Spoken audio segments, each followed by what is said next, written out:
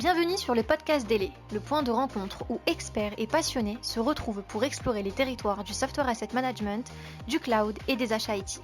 Prêts à devenir des maîtres en la matière? Gardez l'oreille tendue et laissez-vous guider dans cet univers fascinant.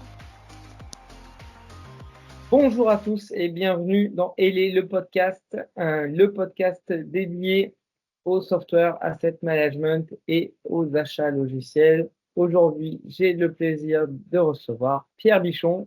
Pierre, bienvenue, je te laisse te présenter. Salut Guillaume, merci pour l'invite. Et puis donc Pierre Bichon, moi ça fait 25 ans que je travaille dans la tech, dans la prod, que j'achète. Maintenant je vends un peu parce que je suis côté SaaS, donc je travaille chez Cegid, éditeur de logiciels, vendu donc en SaaS. Et je m'occupe de toutes les plateformes cloud, donc j'héberge toutes les solutions Cegid en France, en Espagne, surtout en Europe. Donc c'est un peu plus de 120 produits, plus de 750 000 entreprises clientes et des logiciels de type B2B, donc au début des experts comptables, des logiciels de finance, de gestion de talent, HR, de paye, et même du retail, des solutions dans les magasins. Donc un portefeuille assez varié et avec un très gros savoir-faire métier au-delà de la techno SaaS en elle-même. Ok, très bien. Merci Pierre pour cette présentation. On a évoqué effectivement ce podcast sous différents enjeux sur se dire finalement le vendor locking pour un CTO, c'est ce qu'il y a de pire de mon point de vue, peut-être que ça ne sera pas partagé, mais comment tu vis ça toi en tant que CTO? Alors, le vendor locking, c'est. Il y a toujours pire que le vendor locking déjà. Le pire, c'est quand ça marche pas. Ok. Mais quand tu as un vendor locking, déjà, il vaut mieux que tu aies un vendeur avec qui ça marche bien.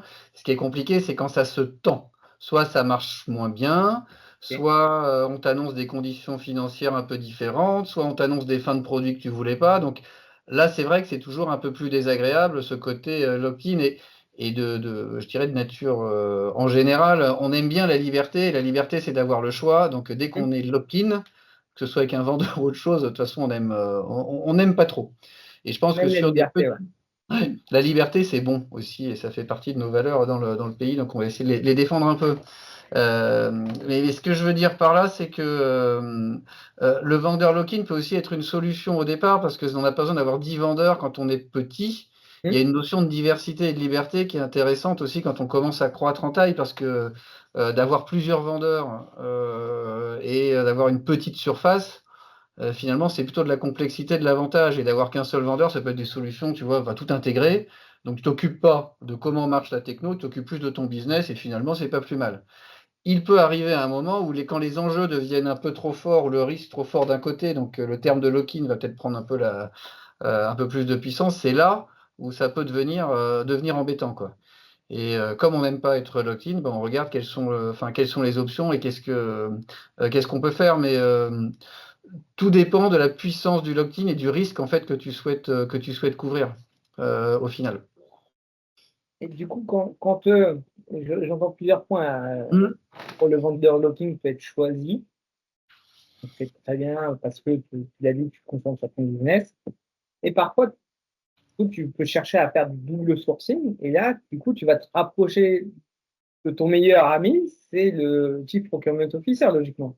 Et je le dis au sens propre du terme, ce sont devenus mes meilleurs amis, moi, les Chief Procurement Officers. Moi, j'ai un budget, on va dire, un peu conséquent. Je fais beaucoup d'achats d'hébergement ou de licences, mais en fait plutôt de SaaS maintenant. Qui achète des licences aujourd'hui? Enfin, je consomme des services chez les autres pour construire aussi les miens. Et moi, le patron des achats du groupe chez Cegid, et même où je travaillais avant chez Edenred, j'avais des très très bonnes relations à la fois avec le patron et ses équipes. Parce que finalement, on fait équipe ensemble pour défendre les mêmes intérêts. Il y a des moments où on n'est pas forcément d'accord. Vous n'avez pas les mêmes objectifs. Oui, voilà, parce que il y a des moments où déjà il faut regarder, si on s'amuse un petit peu, il faut regarder dans les entreprises à qui reporte le patron des achats. Qui est son chef? Donc quand tu sais qui est son chef ou sa chef, on est générique, mais de se dire quels sont ses intérêts. Et quand tu as souvent un patron des achats qui dépend d'un CFO, ou il peut dépendre plutôt d'un patron des opérations, ça peut être l'un ou l'autre, ça dépend. un petit peu. Et quand tu dépends d'un CFO, oui, parfois tu peux avoir des discussions un peu désagréables parce que le CFO, il va regarder les coûts. Et le débat qu'on a tous eu à un moment ou l'autre dans notre carrière, c'est je veux rationaliser mes fournisseurs. Je veux travailler avant, j'en avais 2000, il m'en faut 1000 et après 500 et voire il m'en faut que 5. Et Et c'est là, quoi au quand on est panel? voilà, il y a des sujets d'actualité dans des grands groupes en ce moment là-dessus. Et ben quand tu es opérationnel, quand tu as à la fois l'habitude de travailler avec tes fournisseurs et qui souvent sont des tailles qui sont pas des groupes internationaux, donc où tu peux pas avoir des effets de prix avec potentiellement derrière même des solutions d'offshore où tu vas aller chercher des prix un peu moins chers quand tu peux te le permettre légalement. Et ben là, t'es pas content parce que ton patron des achats, il vient te voir et il te dit, ben Pierre, tu me sors ces 3 fournisseurs avec qui je bosse super bien, qui me connaissent très bien depuis 5 ans, qui me fournissent toujours, hein, qui me font un strike au moins une fois sur deux quand ils me proposent un profil. Strike égal, je le prends et au bon prix. Bah là, oui, on peut avoir des relations un petit peu désagréables. Et on essaie, de toute façon, c'est toujours un compromis à la fin parce qu'on n'arrive jamais à se dire il me faut qu'un fournisseur ou 5 ou 10. Ouais. Par contre, on arrive toujours à réduire aussi. Donc chacun doit donner un peu et on arrive à s'en sortir. Mais sinon, la plupart du temps, toutes les relations avec le procurement, elles sont top et c'est un jeu même qu'on a ensemble vis-à-vis Ouais, des c'est ça. fournisseurs. Est-ce que quel est le jeu de rôle que tu peux imaginer avec en tant que CTO et CPO? Si on prend le schéma classique, est-ce que le CPO est toujours dans le prix, le prix, le prix, et le CTO, pour grossir le trait, non, mais peu importe, la tech, la tech, la tech, et le prix, c'est pas mon problème. Bon, Évidemment, j'ai déjà, grossi le trait. ouais, bah alors déjà, il faut regarder comment va la boîte dans laquelle tu te trouves, hein. Oui. Si tu as des problèmes de riches ou des problèmes de pauvres. Ça répond très vite à ta question, souvent, sinon. Non, on va dire qu'on a, dans un cas où on a un petit peu de marge, il faut toujours regarder deux choses. C'est comme quand on est avec un fournisseur, hein, d'ailleurs. Quel est l'intérêt de l'autre? Si tu regardes un patron des achats, souvent, il a des objectifs en interne. Moi, je dois dégager X millions d'euros d'économies par an, hard ou soft, enfin saving, c'est-à-dire j'évite des coûts ou je fais vraiment du hard savings. Et un patron qui opère des technologies, lui, il est là pour de la stabilité, de l'innovation, des nouvelles fonctionnalités à sortir et avoir les meilleures personnes possibles dans ses équipes pour manipuler toutes ces technologies. Donc déjà, quand tu sais que chacun quel est son objectif, tu arrives à trouver un peu plus un accord commun. Et de toute façon, le patron d'équipe opérationnelle et technique, lui, il a aussi des contraintes budgétaires, hein. Et moi, je suis super content quand j'arrive à avoir, on va dire, le bon prix et que j'ai fait une belle négociation parce que soit, je rentre dans mon budget, bon, ce qui est un peu basique, mais il faut, soit bah, je me libère de la place pour faire autre chose parce que j'ai fait une belle négociation. Donc les intérêts sont quand même assez les mêmes. Et je trouve, avec un peu de recul, que, on va dire, l'assertivité des procurement officers pour la tech, c'est vachement développé. Ah Ok, oui, moi je travaille avec des acheteurs, des acheteuses, ils disent ah mais Pierre, on comprend rien à tes trucs de oui. cloud, des trucs comme ça, mais quand même. Et rien que pour te donner un exemple, moi au dernier AWS Reinvent, un gros événement quand même Ouais. qui drague une certaine population très large sur Paris, on a des acheteurs de Cégide qui sont venus à l'AWS Reinvent. Non, mais ça, c'est génial parce que je, Mm, je pense qu'effectivement, tu as mis le doigt là où c'est hyper intéressant, c'est comprendre l'autre pour peut-être négocier avec, mm, donc dans la même équipe ou en phase 2. mm, Euh, et du coup, ça m'amène à une autre question, c'est, tu as parlé d'influence mm. et j'ai une conviction, et on en a déjà parlé dans ces podcasts, que le argument contre argument, ça ne fonctionne pas. Du scorecard, c'est quoi, etc. Et en fait, ce qui est assez intéressant quand on discute de ça avec un vendeur, c'est que très vite, ils ont eux aussi une méthode qui s'appelle le MEDIC, M-E-D-D-I-C. Et dans ce MEDIC, eh bien, eux aussi veulent comprendre notre référentiel. Et si on arrive à faire un MEDIC un peu inversé en tant qu'acheteur, on peut arriver à des choses hyper intéressantes. Pour revenir à notre sujet, le CTO et le CPO, comment ils se placent face à notre vendeur? Mm. Alors, à la fois, ben, tout peut dépendre des vendeurs. Mais déjà, on est vraiment équipier dessus. Et en fonction de la négociation, on peut s'attribuer un rôle un petit peu. Il peut y avoir le tech, le CTO qui va pousser pour dire moi j'ai besoin de telle ou telle fonctionnalité, et le CPO qui lui va plutôt freiner en disant mais attendez c'est trop cher, et finalement qui est un peu un jeu de rôle sur quel est le véritable besoin derrière et quel est le minimum que je veux obtenir avec quel prix maximum. Et après, on joue avec les options ou avec les différentes fonctionnalités.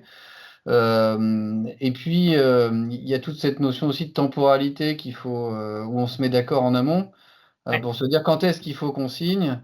Et d'ailleurs, qu'est-ce qui se passe si on ne signe pas à la fameuse date anniversaire? Parce que Ouais. ça, je peux te dire qu'il y en a plus d'un qui. Enfin, là, les attitudes peuvent être très, très différentes là-dessus.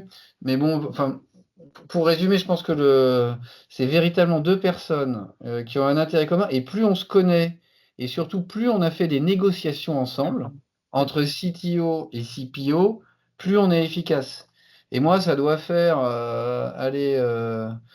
6 ans dans ma carrière, et j'exagère pas le mot, hein, je m'éclate à travailler avec CPO, les équipes achats, et à travailler avec les fournisseurs pour essayer de trouver un terrain d'entente. Et avec des guillemets, progresse à chaque fois, parce que j'apprends toujours des choses nouvelles, que ce soit un style, que ce soit un nouveau levier de négociation, que ce soit quelque chose à aller chercher auquel je n'avais pas pensé.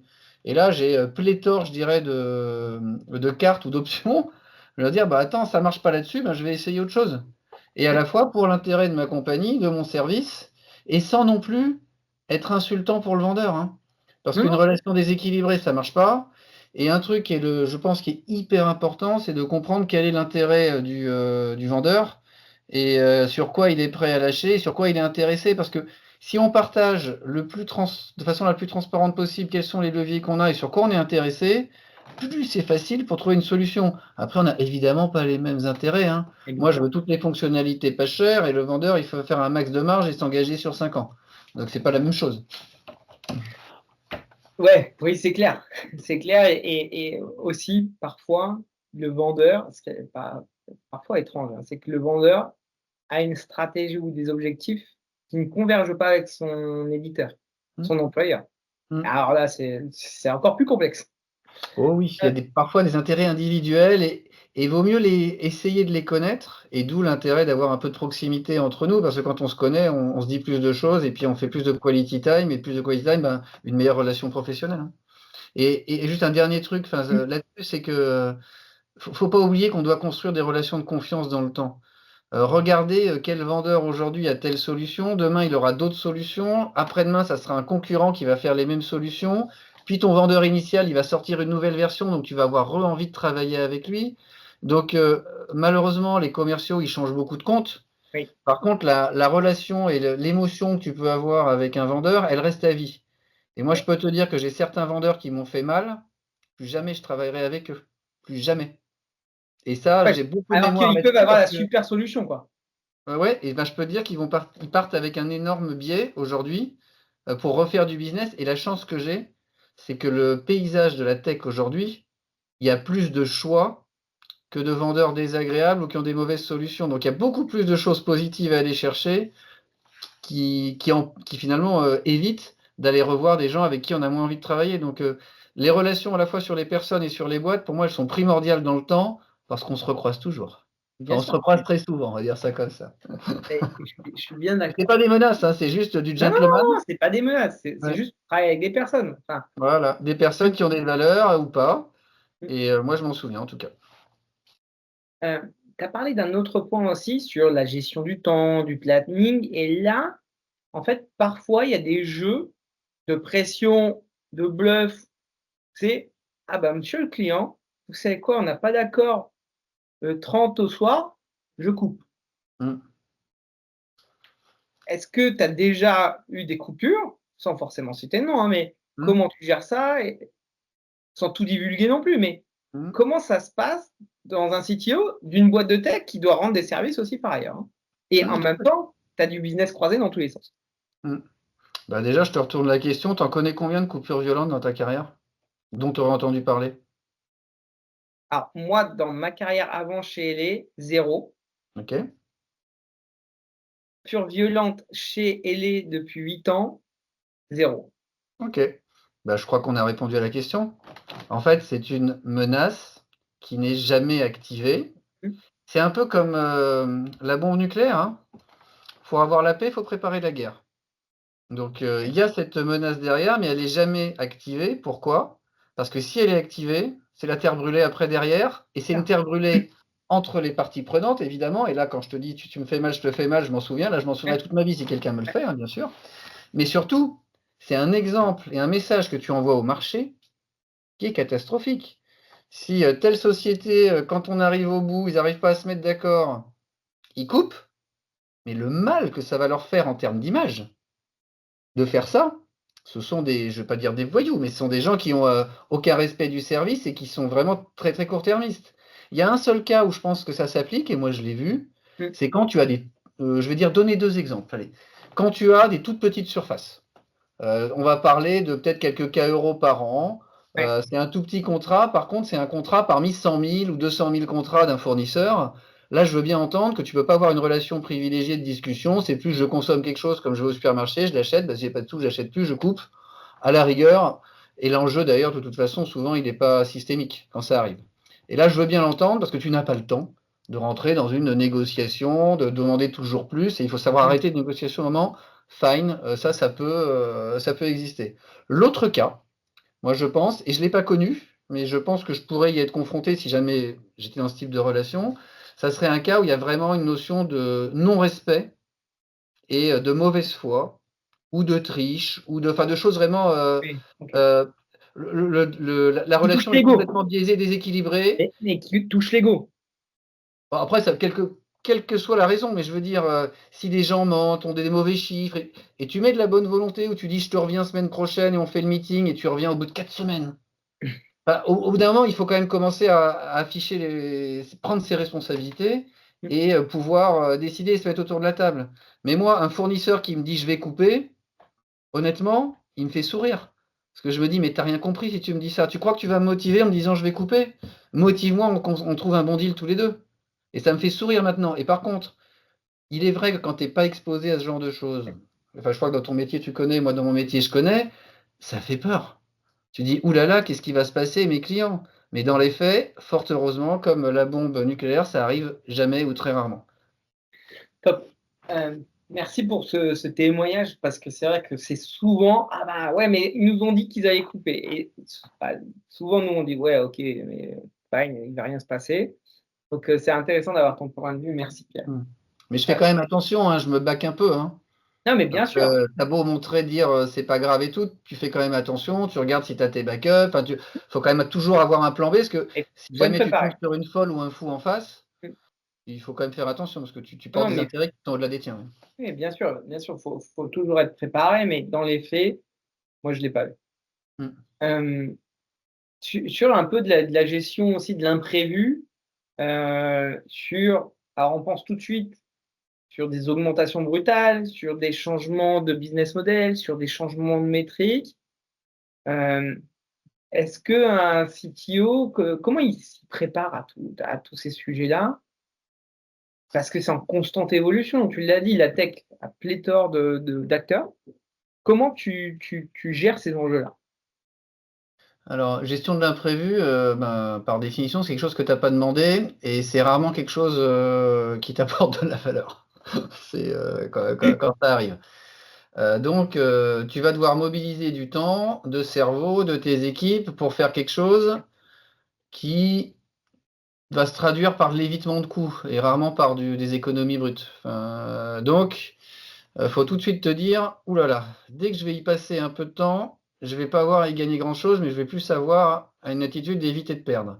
Donc, en fonction de quoi on parle, moi, ce que j'ai appris là avec le temps, si l'imprévu est, on sent qu'il n'est pas pondéré suffisamment et qu'il va vraiment que dans un sens, moi, mon conseil numéro un, tu dégaines le légal le premier jour.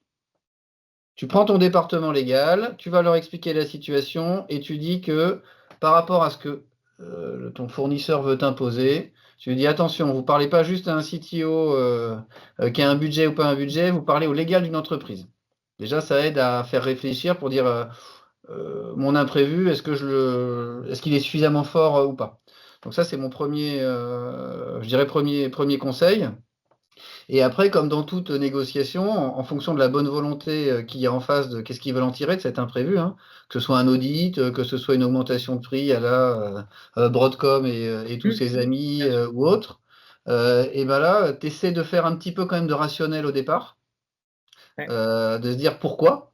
Parce que quand tu arrives à répondre à 3, 4, 5 pourquoi vous augmentez, tu peux rentrer dans une discussion où il y a finalement des explications. Il va te dire c'est le dollar, il va te dire c'est l'inflation, il va te dire c'est le coût des jours hommes, il va te dire c'est l'énergie, il va te dire c'est mes investissements IA, enfin d'essayer de comprendre et dans la mesure du possible, d'essayer de contrer les arguments pour amoindrir au final l'impact de cet imprévu. Et en termes de posture, par contre, il ne faut jamais rien accepter. C'est pas parce qu'ils décident que ça doit arriver. Et s'il faut aller au clash, il faut aller au clash avec le légal. Il faut surtout pas être timide à montrer ses muscles. Parce que n'oublions pas une chose quand même. Dans une relation commerciale, il y a quelqu'un qui fournit un service ou un produit et il y a quelqu'un qui paye. Donc tant que cette transaction n'existe pas, les deux sont perdants. Et celui qui donne l'argent est normalement celui qui décide. Il décidera peut-être pas à court terme. Mais je reprends enfin ce qu'on se disait avant, Oui. à long terme, il va décider. Et ça, faut surtout pas l'oublier, qui est le client, qui est le fournisseur dans la relation.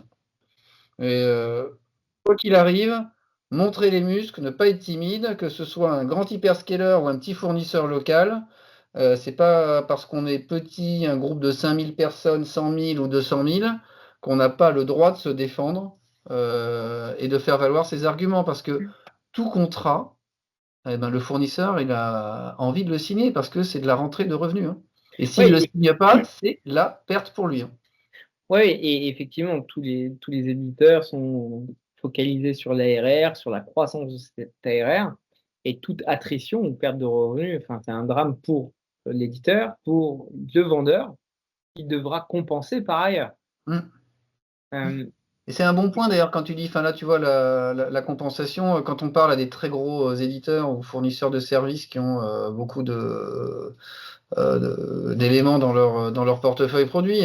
Après, il faut être malin pour regarder une relation peut-être un peu plus globale, voir s'il n'y a pas des endroits où on peut compenser, transférer du SaaS en service, enfin de trouver des moyens pour être créatif pour qu'au final, on arrive quand même à trouver une façon euh, d'avoir un petit avantage quand même derrière, de toujours obtenir quelque chose en échange, même si, comme ils disent, ah bah Pierre, tu sais, ça vient des US, nous on doit appliquer et tout, mais alors ça, je veux vous dire que c'est aussi les arguments, ceux qui me font pas le plus rire, mais ils me font bien rire ceux-là, et parce qu'au final, eh ben, les US, ben, moi j'ai un téléphone, passe-moi les US, on va en parler. Enfin, exactement.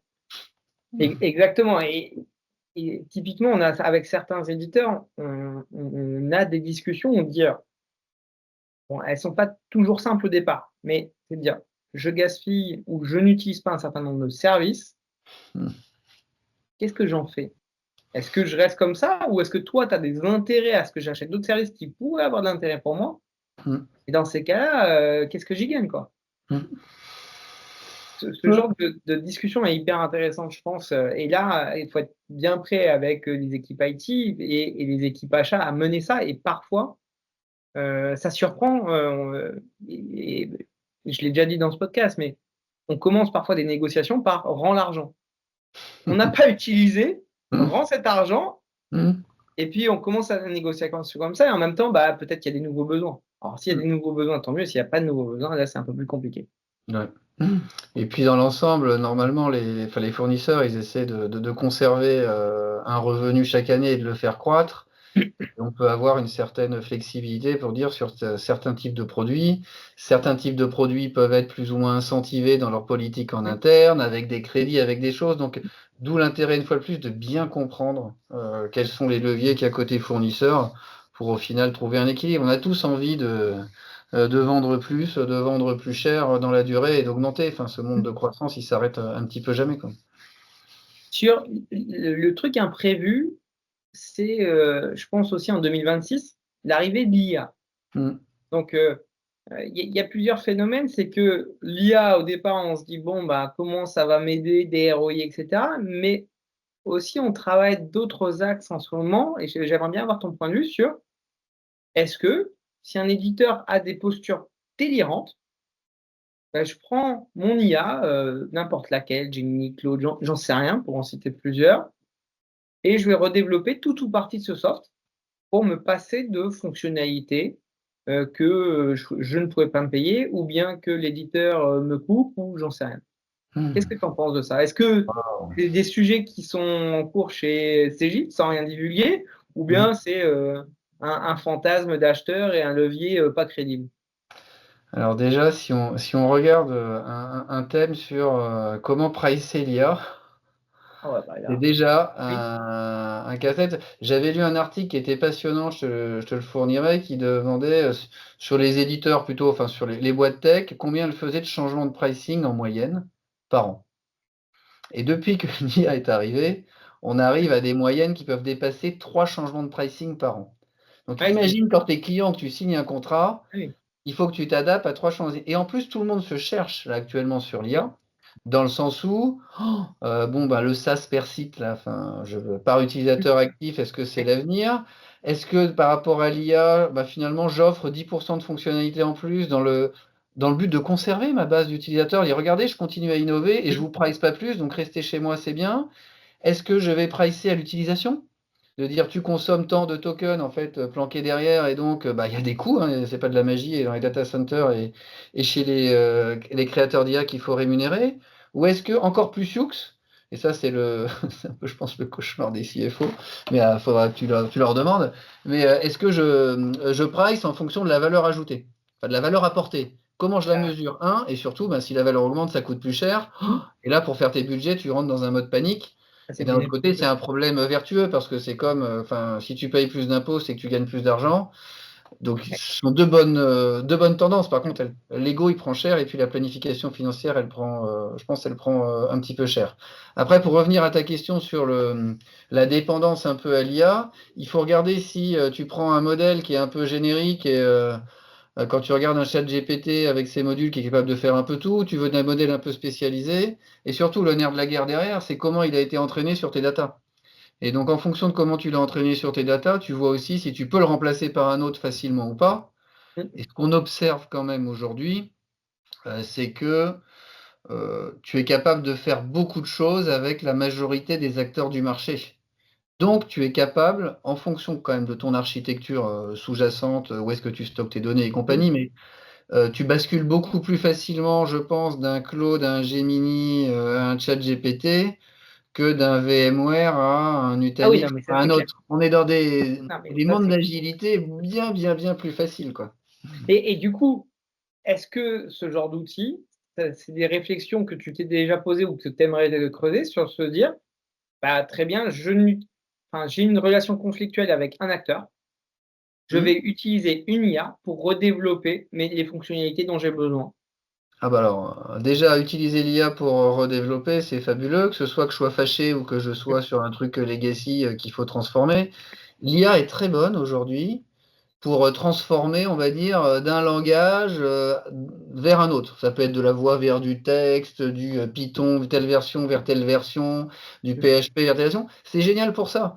Et donc, du vieux code ou des choses à transformer, finalement, l'IA, elle est géniale. Et donc, si c'est pour se fâcher, et c'est même encore plus drôle si on arrive à faire ça, parce que si j'arrive à prendre une IA concurrente d'un hyperscaler pour dire je suis fâché avec toi et je sors chez l'autre, moi, avec des guillemets, j'adorerais faire ça. Parce que je trouve que c'est un Ouais, génie de nez aussi, parce que qu'est-ce que c'est finalement? On parlait de quoi au début? On parlait de liberté. C'est-à-dire ouais, que la c'est liberté, je sûr. l'ai beaucoup plus parce que le coût et l'effort de changement est bien, bien, bien moindre qu'avant et il y a beaucoup plus de possibles, hein. Moi, j'ai des débats actuellement et certains se reconnaîtront ou pas, mais je rêverais de pouvoir. Je sais que c'est un rêve qui n'existe pas pour l'instant, mais si quelqu'un sait le faire, il m'appelle. C'est comment je sors Citrix de mes stacks applicatives grâce à une IA qui me recoderait mes applications. Aujourd'hui, pas possible. À mon avis, Broadcom, dépêche-toi de tirer les derniers euros que tu peux avoir parce que ça va finir par venir pour transformer peut-être le déport d'affichage en recodant l'application grâce à des assistances de code. Ouais, c'est là où je voulais en venir, c'est que bon, il y a des situations très conflictuelles avec certains éditeurs, parfois qui vont même au légal, on l'a vu avec certains Mm. acteurs, mais en même temps, les fonds d'investissement ont pris peur et les marchés se sont effondrés et on voit des notions de SaaSpocalypse and co. Et aujourd'hui, moi, j'ai pas vu, et c'est intéressant d'avoir eu ton retour, de situation où un client s'est dit, j'ai redéveloppé et en fait, j'ai pas acheté cette solution-là. Mais je pense que on fait cet échange dans 1 an, 3 ans, 5 ans, les réponses seront peut-être différentes. Il y aura encore plus de possibles dans 1 an, 2, 3 ans sur la capacité à renverser la table, à pivoter, comme on dit, quoi, sur les axes techno grâce à ces assistances. Ouais, tout à fait. Ouais. Donc, un point, du coup, si on redéveloppe notre SaaS ou une autre fonctionnalité avec de l'IA, ou bien qu'on choisit un autre acteur, comment on gère ces coûts de sortie?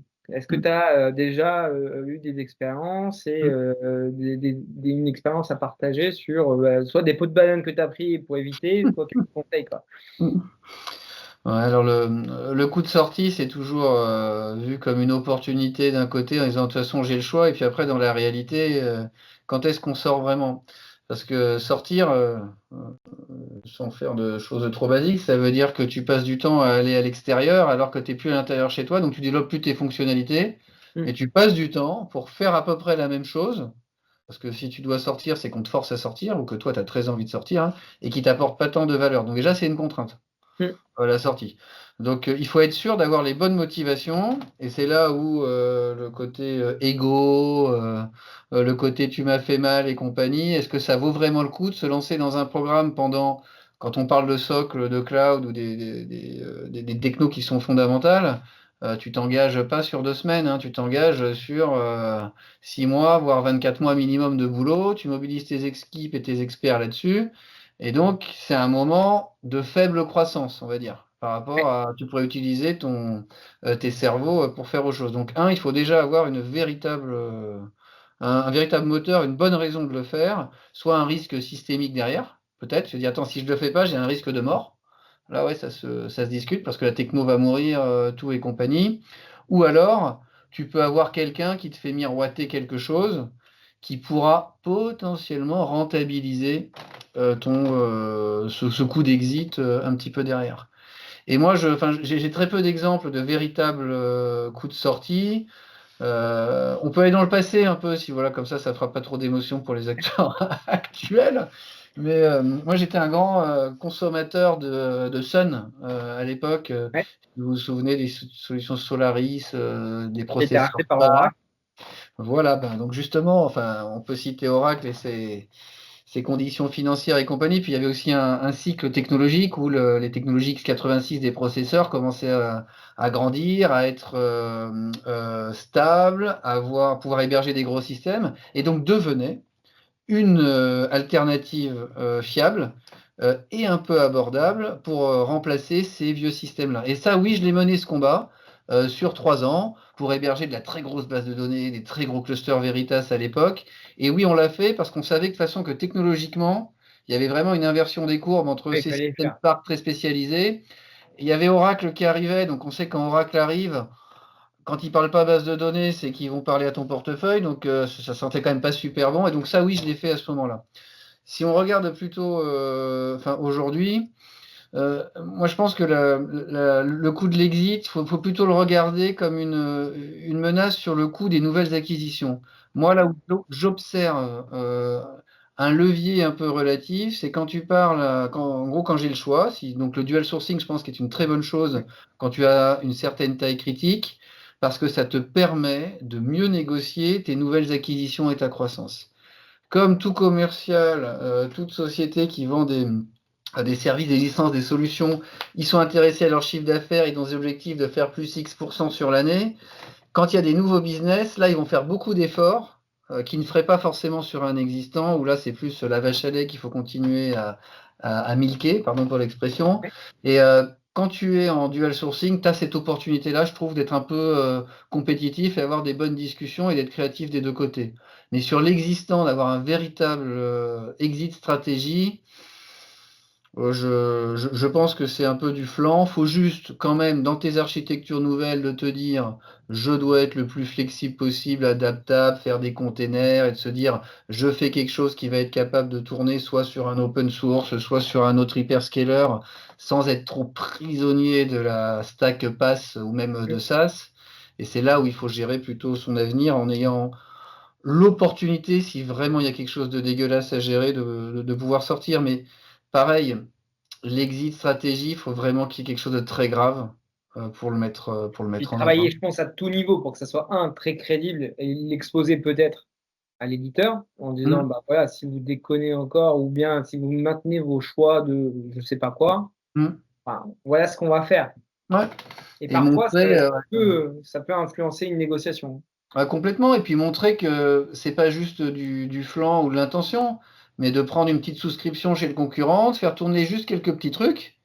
Et puis même, ça nous rassure nous, parce qu'on se dit, bah attends, si jamais vraiment ça devient sale, eh ben, j'aurai déjà une base. Et Ah, ça, il y a ouais. des discussions sur tout ce qui est souverain. Enfin, c'est encore d'autres thèmes, mais de te dire où tu mets ta data, est-ce que ça vaut le coup de basculer au minimum ta data sur des clouds dits souverains ou des scaleway, par exemple, au C'est cas ce que où ça j'allais se dire. passe très mal. Au moins, je mets ma data si vraiment ça s'énerve trop en Chine ou aux US, quoi.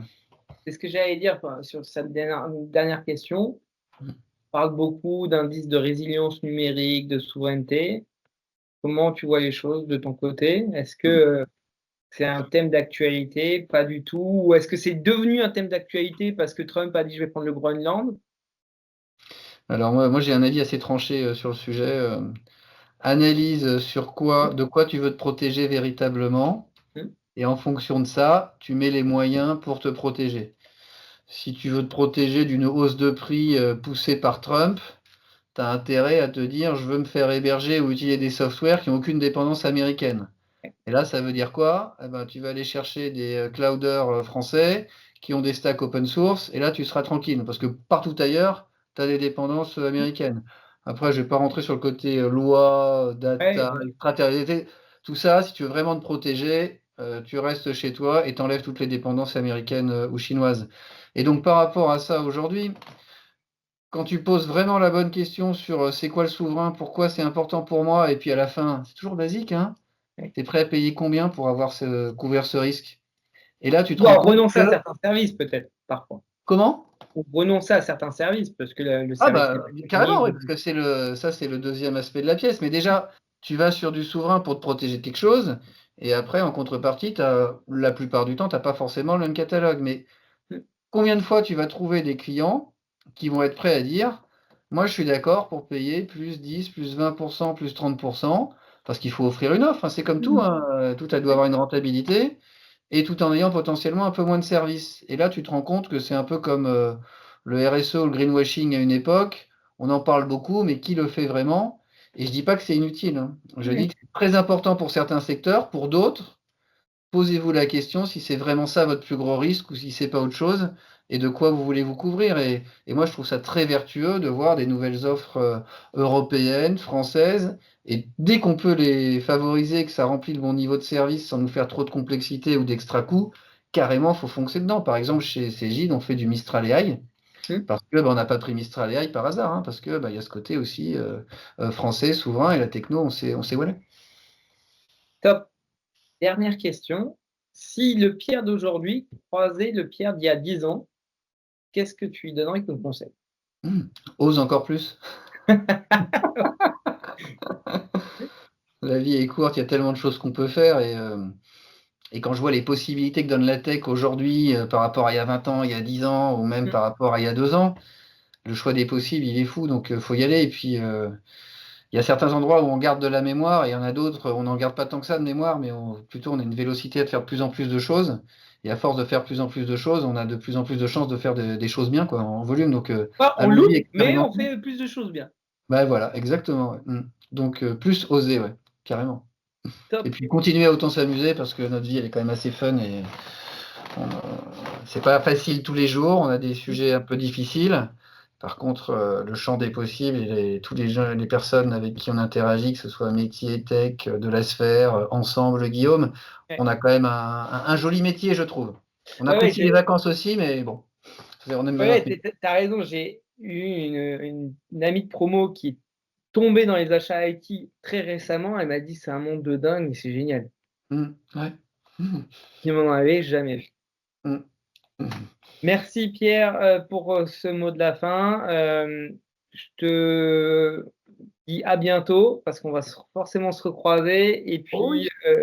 pour tout le monde, vous pouvez écouter tout ça sur nos pages YouTube, Spotify. Et puis n'hésitez pas à nous contacter si vous souhaitez nous proposer des sujets. À Super, bientôt. bah, et n'hésitez pas à me contacter aussi si vous avez des questions. On peut continuer les échanges en on ou en off. Merci Pierre. Ciao. Bye bye. Salut.